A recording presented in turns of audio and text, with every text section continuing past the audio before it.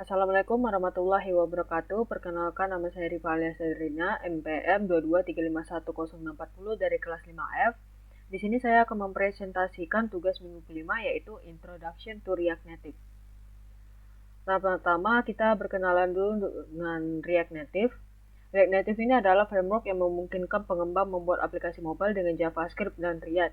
React Native memungkinkan pembuatan aplikasi lintas platform seperti iOS dan Android dengan kode yang hampir sama.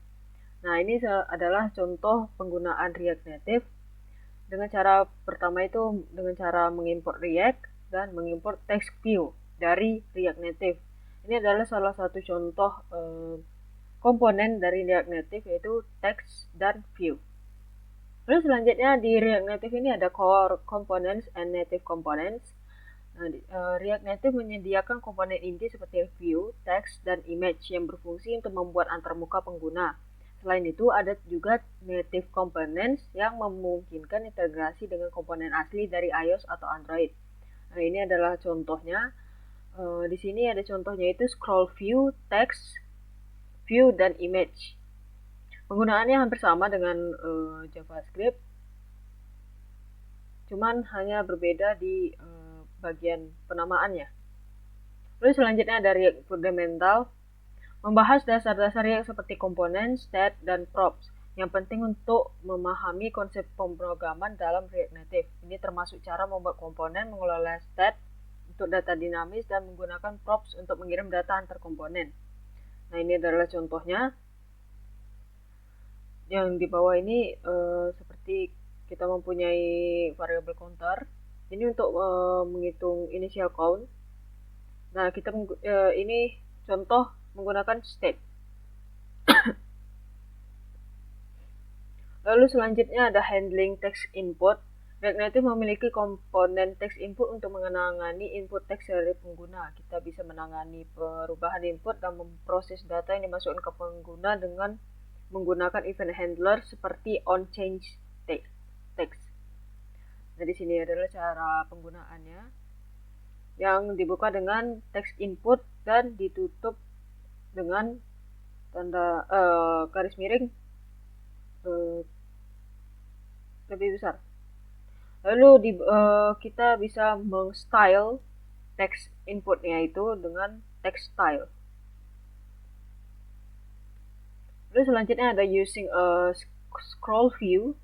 Nah, komponen scroll view digunakan untuk menampilkan konten yang lebih panjang dari layar, memungkinkan pengguna untuk menggulir konten secara vertikal atau horizontal. Sangat berguna untuk tampilan dengan banyak elemen atau teks yang panjang. Ini sebagai contohnya, kita pertama kita buka scroll view, lalu di bawahnya kita masukkan teksnya. Nah, di sini penggunaannya menggunakan logo. Kita masukkan dengan image, lalu ditutup dengan garis miring scroll view. Lalu selanjutnya ada using list views. Untuk menampilkan daftar data yang panjang, flat list atau section list bisa digunakan. Flat list untuk daftar sederhana, sementara section list untuk daftar dengan kelompok atau kategori.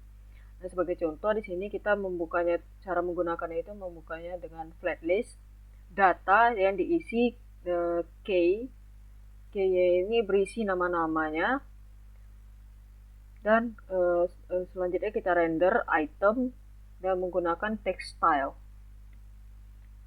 Lalu selanjutnya ada troubleshooting. Bagian ini memberikan panduan untuk menyelesaikan masalah umum yang sering terjadi dalam pengembangan React Native, seperti error saat instalasi atau masalah tampilan. Nah, berguna untuk pemula yang sering menemui masalah teknis. Ini bisa dilihat cara untuk troubleshooting ini bisa dilihat di dalam link yang sudah Bapak berikan. Lalu selanjutnya ada platform specific code. React Native memungkinkan pembuatan kode khusus untuk setiap platform dengan penanganan kode platform spesifik. Kita bisa membuat aplikasi yang terasa lebih native di setiap perangkat. Dan ini adalah contohnya itu. Contohnya di sini menggunakan view text untuk platform iOS. Nanti dia akan outputnya itu akan memunculkan hello iOS user, sedangkan untuk Android itu munculnya hello Android user. Sekian presentasi dari saya. Jika ada kesalahan mohon dimaafkan. Wassalamualaikum warahmatullahi wabarakatuh.